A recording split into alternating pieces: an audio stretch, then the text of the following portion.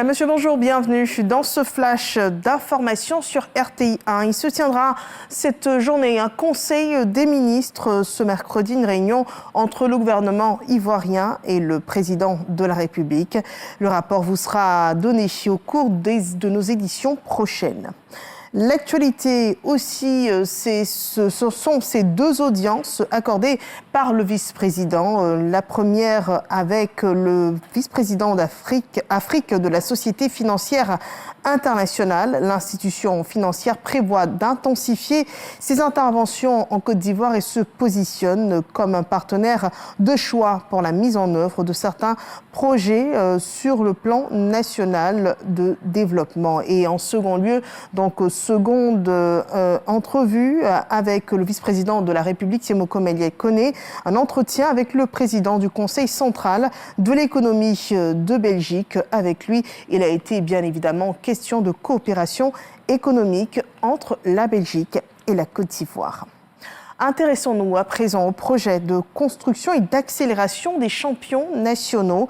Un comité a été mis en place par le patronat ivoirien afin d'établir une stratégie de mise en œuvre, une manœuvre instruite par le gouvernement ivoirien, ce qui marque un engagement fort du gouvernement en faveur du développement des entreprises ivoiriennes à fort potentiel. En témoigne donc cet entretien que vous voyez sur ces images entre le Premier ministre Robert Brugré-Mambé, son cabinet et une délégation du secteur privé conduite par le président du patronat ivoirien, Ahmed Cissé.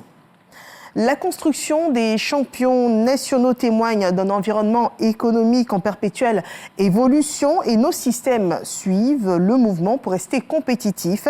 L'UEMOA s'adapte aussi bien. L'Union prépare les 35 prochaines années, une nouvelle vision prospective 2040 et un plan stratégique d'impact sur les 5 prochaines années. Une vision de long terme pour faire face aux défis économiques, sociaux et sécuritaires dans l'espace communautaire. On en parle dans ce développement de Juliette Ouéa. 7% de la croissance économique en 2024 contre 5,4% en 2023. L'Union économique et monétaire ouest-africaine se porte bien. 30 ans après sa création en 1994, l'UEMOA se projette vers l'avenir à travers une étude intitulée « Vision prospective 2040 ». Le document contenant des orientations et un plan stratégique pour la période 2025-2030 est présenté et expliqué aux 8 nations membres. Ce document a été préparé et il est important qu'on en fasse une vulgarisation, traduire cette vision dans nos axes prioritaires opérationnels sur les différents secteurs, secteur agricole, secteur industriel, secteur énergétique, secteur du numérique, secteur minier. La Côte d'Ivoire, puissance économique contribuant à 40% du produit intérieur brut de l'UEMOA, encourage la mise en œuvre de cette vision prospective. Il reste juste à s'assurer que dans l'alignement des politiques, nous avons des politiques qui, lorsque nous les mettons en œuvre au niveau local ou au niveau central en Côte d'Ivoire, ces politiques-là ont des effets d'entraînement et des effets retentissants sur tout ce qui est mis en œuvre dans les autres pays.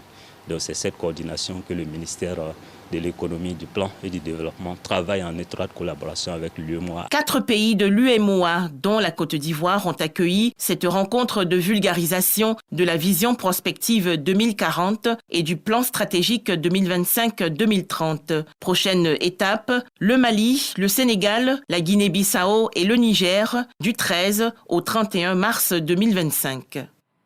L'actualité internationale également marquée par des manœuvres de résolution de conflits. D'abord en RDC, l'Angola annonce des négociations directes entre Kinshasa et les rebelles du M23.